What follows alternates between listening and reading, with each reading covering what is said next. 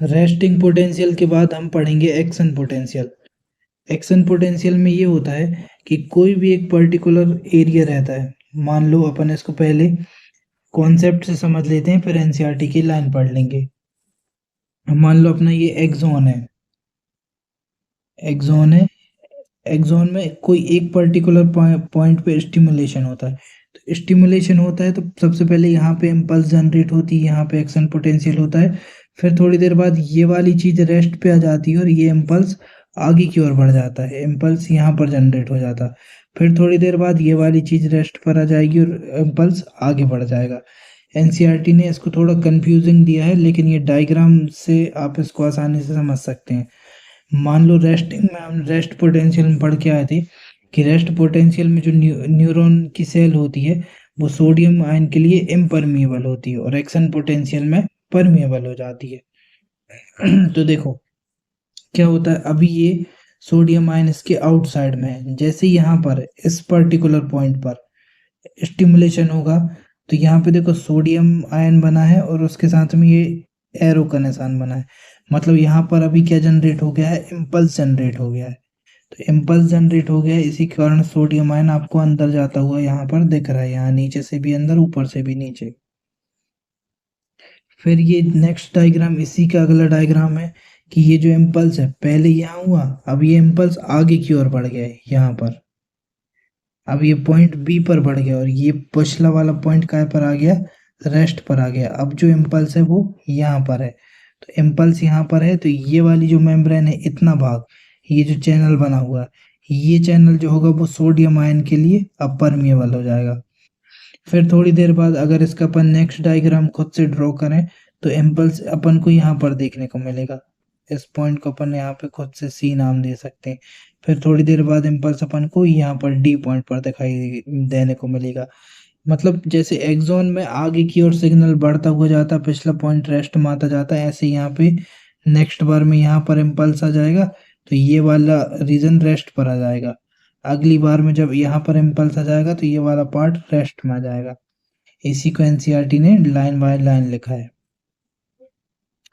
First में NCERT बोलती है कि you might be curious to know about the mechanism of generation of nerve impulse and its conduction along axon.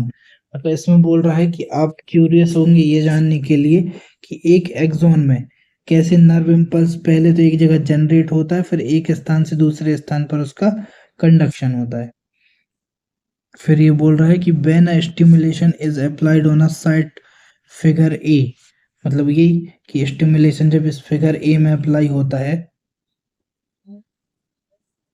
on the polarized membrane, the membrane at surface site A become freely permeable to Na+। देखो जैसे action potential आ जाता है तो ये freely permeable हो जाता है किसके लिए, Na+ के लिए। दिस लीड्स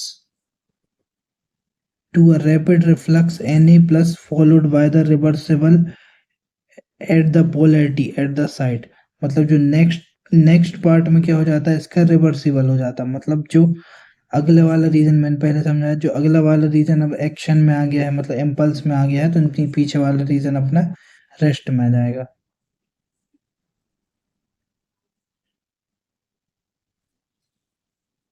इसके बाद this leads to a rapid influx of Na+ followed by reversible that side. नहीं, इसके नीचे से है the outer surface of the membrane become negatively charge and inner surface become positively charge. देखो जब शुरुआत में पॉजिटिव चार्ज बाहर था, अंदर क्या था, नेगेटिव। ये कौन सी कंडीशन है, ये रेस्ट की कंडीशन है। अब जब एक्शन पोटेंशियल होता है तो क्या होता है, आउटसाइड में नेगेटिव चार्ज और अंदर में पॉजिटिव चार्ज, क्योंकि जो Na+ है वो अपना अंदर की ओर चला जाता है। The polarity of membrane at site A thus reverts of hence depolarized। और इसी पहले देखो पोलराइजेशन हुआ रेस्ट में, अब यहाँ पर डीपोलराइजेशन, बाहर नेगेटिव अंदर पॉजिटिव, इसको क्या बोलेंगे अपन, depolarisation. The electric potential difference across plasma membrane at side A called the action potential। इसको इन्होंने एक्शन पोटेंशियल बोला है। पहले ये फिर से समझ लो। पहले ये मान लो कि नॉर्मल कंडीशन में रहा होगा यहाँ पर, तो जैसे ही Na+ अंदर गया, देखो नॉर्मल कंडीशन में ये मेम्ब्रेन इस टाइप की रही होगी, बाहर पॉजिटिव चार्ज ज्यादा, अंदर नेगेटिव ज्यादा। अब क्या हुआ, जैसे इस साइड में इम्पल्स जनरेट हुआ, सोडियम आयन अंदर आया, तो इस साइड का अगर अपन डायग्राम देखें तो इस साइड में पॉजिटिव आयन अंदर और नेगेटिव आयन बाहर बाहर की तरफ होंगे। तो ये इसको डीपोलराइजेशन कहा। यहाँ पर क्या जनरेट हो गया, इसको क्या बोलेंगे अपन, एक्शन पोटेंशियल।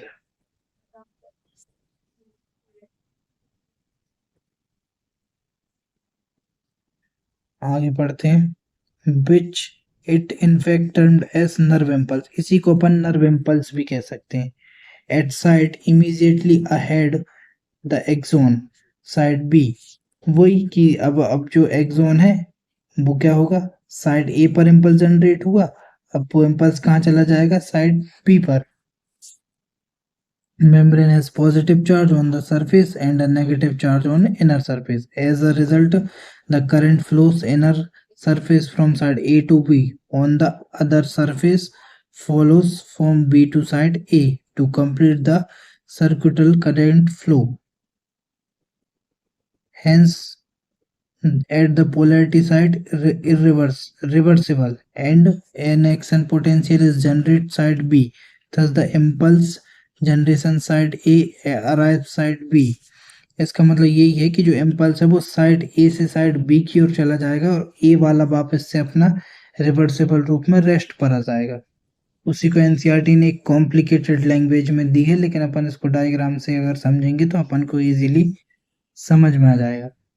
यहाँ पे बोला है फिर से, the sequence is repeated along the length of axon axon. ये जो सीक्वेंस है वो एक ही, साइड ए फिर साइड बी फिर साइड सी, अलोंग द पूरे एक्सॉन में ये लगातार चलते रहता है। फिर ये बोल रहा है, the rise in the stimulus induced permeability of Na+ extremely short lived. It is quickly followed by rise permeability of K+ within a fraction of second।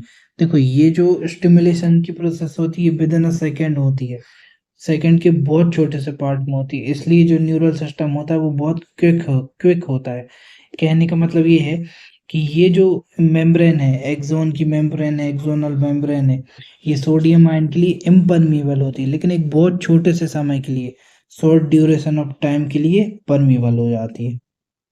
उतनी ही देर में इम्पल्स एक स्थान से दूसरे स्थान तक पहुंच जाता है।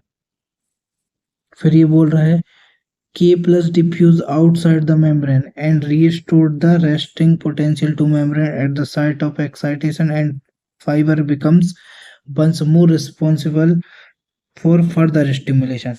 देखो इस ये लाइन ये बोल रही है कि ये इम्पल्स क्या होती है, मैंने आपको जैसा समझा, ये इम्पल्स यहाँ से यहाँ एक स्थान से दूसरे स्थान पर जाते रहती, और जो पिछला वाला पार्ट है ना, अब वो फिर से तैयार हो जाता है दूसरे स्टिमुलस को लिए या दूसरे इनहिबिट वाले स्टिमुलेशन को एक्सेप्ट करने के लिए, फिर ये आगे चला जाता है, फिर वापस से वो रेडी हो जाता है दूसरे स्टिमुलेशन के लिए।